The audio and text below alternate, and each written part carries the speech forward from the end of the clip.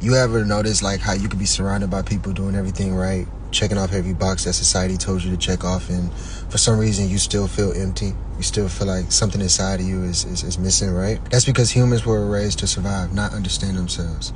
So you didn't learn how to, hear your intuition. You didn't learn how to connect to your spirit. You didn't learn how to navigate that inner world of yours. You were taught math, science, reading, job hunting, paying bills, success, achievement, religion, all of these things, right? You weren't taught how to understand why you're actually here, how to awaken your purpose, how to listen to your soul over your ego, how to sit with yourself and process your emotions. You weren't taught none of these things. So what can happen is, in a mix, is you can grow up chasing things that look like purpose but actually don't feel like purpose. And then that's when that lost feeling can take place, because deep down inside, your spirit knows that you're not living the life that you came here to live. And your soul is trying to tell you like, yo, this is not it. You're doing what they told you, not what you came here to do. And you should really listen to that inner voice of yours, because the longer you ignore it, the louder that emptiness becomes. Right? And it's not that you're lost, you're actually just disconnected from essence, intuition, that version of you that remembers the truth, that inner compass that already knows the way. You're not lost, you're just not aligned.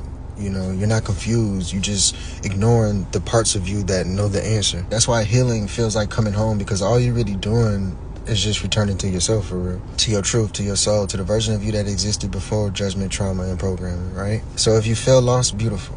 That means your soul is waking up. That version of you that you were taught to be, that shit is slowly dying. And that version of you that came here to be, that shit is about to take over. And hear me out, you don't need a map, you don't need a Bible. You just need to listen inward. That's where you will find yourself again. And once you do that, guess what? They ain't gonna like that. Hey, fool boy! They don't like that. Fool boy! Oh shit!